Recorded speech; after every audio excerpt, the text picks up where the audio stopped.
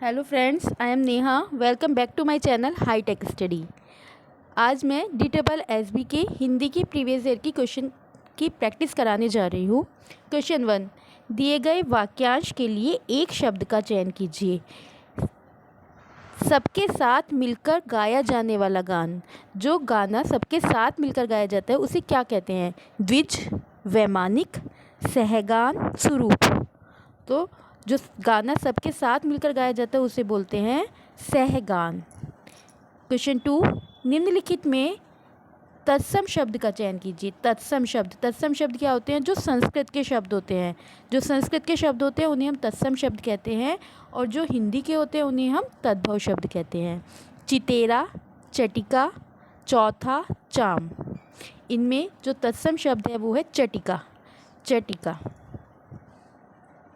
Question 3, निम्नलिखित में से इंद्रधनुष का पर्यायवाची शब्द कौन सा है? इंद्रधनुष का पर्यायवाची शब्द त्वरा, बाखर, सुरचाप, मनोरथ।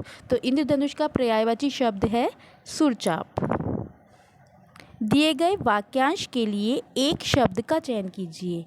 वाक्यांश है अलग अलग अवयवों को एक में जोड़ना। स्वेदित, शाक्त, लोकोत्तर, संश्लेषण। तो जहाँ बात आती है एक में जोड़ने की उसे हम बोलते हैं संश्लेषण, और जब अलग अलग करने की बात आए तो उसे हम बोलते हैं विश्लेषण।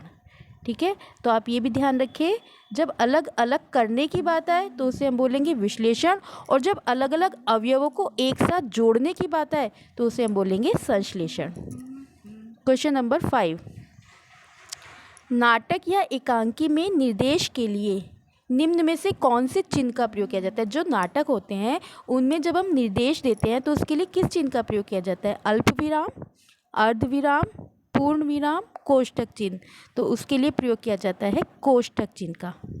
क्वेश्चन 6, निम्नलिखित में से अशुद्ध वर्तनी वाले शब्द का चयन कीजिए।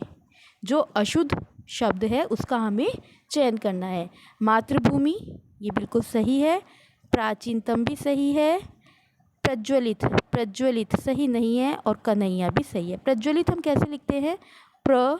ज व ली त। प्रज्वलित को हम सही तरह से ऐसे लिखते हैं, तो इसका अशुद्ध वर्तनी वाला शब्द हुआ प्रज्वलित। क्वेश्चन नंबर 7, निम्नलिखित में से मुहावरा कोण में खाज होना का क्या अर्थ है? मुहावरा कोण में खाज होना का क्या अर्थ है? अत्यधिक प्रसन्नता प्राप्त होना, किसी भी बात पर विश्वास कर लेना, अधिक आमदनी होना, एक दुख पर दूसरा दुख होना। तो कोण में खाज होना का अर्थ है एक दुख पर दूसरा दुख होना। क्वेश्चन 8, निम्नलिखित में से कौन सा शब्द भाववाचक संज्ञा का उदाहरण है? भाववाचक संज्ञा वो होती है जिससे हमें किसी भाव का पता चलता है। लोहा, ढेर, दल, जवानी। तो यहाँ पर भाववाचक संज्ञा है जवानी। क्वेश्चन नंबर 9, निम्नलिखित में से अस्त्रीकरण का विलोम शब्द कौन सा है? अस्त्रीकरण का विलोम शब्द अवर, प्रवर, निरस्त्रीकरण, अनभिप्रेत। तो अस्त्रीकरण का विलोम शब्द है निरस्त्रीकरण। निम्नलिखित में से दिया गया वाक्य किस काल का उदाहरण है? वाक्य है ताजमहल का निर्माण कार्य चल रहा था। तो जो कार्य उस समय पर चल रहा था, मतलब वो कार्य पूरा नहीं हुआ था, वो कार्य चल रहा था। तो ऐसे वाक्य होते हैं अपूर्ण भूतकाल, क्योंकि ये पूरा नहीं हुआ। ताजमहल का निर्माण कार्य चल रहा था, ये पूर्ण नहीं है, तो इसको हम क्या बोलेंगे? अपूर्ण भूतकाल। क्वेश्चन नंबर 11, निम्नलिखित में से कौन सा शब्द विसर्ग संधि का उदाहरण है? विसर्ग संधि उन्मत्त, कविच्छा, परिच्छेद, दुश्चरित। इसमें विसर्ग संधि का उदाहरण है दुश्चरित, और इसको अगर हम विच्छेद करते हैं तो ऐसे दुचरित, इसका ये विच्छेद होगा, तो ये विसर्ग संधि का उदाहरण है। क्वेश्चन 12, निम्नलिखित में से लोकोक्ति जो हांडी में होगा वह थाली में आएगा का क्या अर्थ है? जो कष्ट भोगता है वही दूसरों के कष्ट को समझ सकता है। छोटे लोगों का बढ़ चढ़कर बोलना। अपराधी सदा शंकित रहता है, जो मन में है वह प्रकट होगा ही। तो जो ये लोकोक्ति है जो हांडी में होगा वह थाली में होगा, थाली में आएगा का अर्थ है जो मन में है वह प्रकट होगा ही। क्वेश्चन 13, निम्नलिखित में से कौन सा शब्द प्रत्यय का प्रयोग कर बनाया गया है?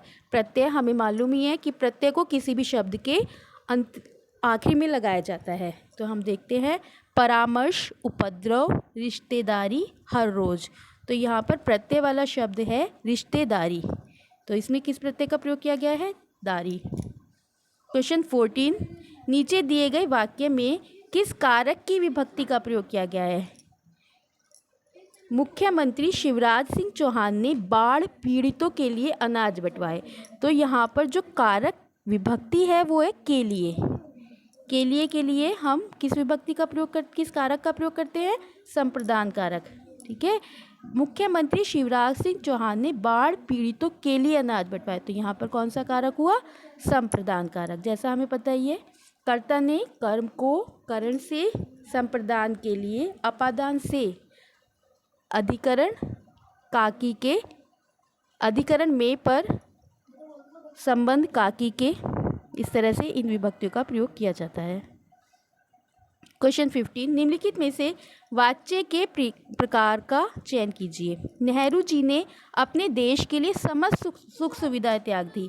तो यहाँ पर कौन से वाच्य का प्रयोग किया गया? नेहरू जी ने। जो कर्ता है, कर्ता के द्वारा कार्य किया जा रहा है, तो यहाँ पर कौन सा वाच्य हुआ? कर्तृवाच्य।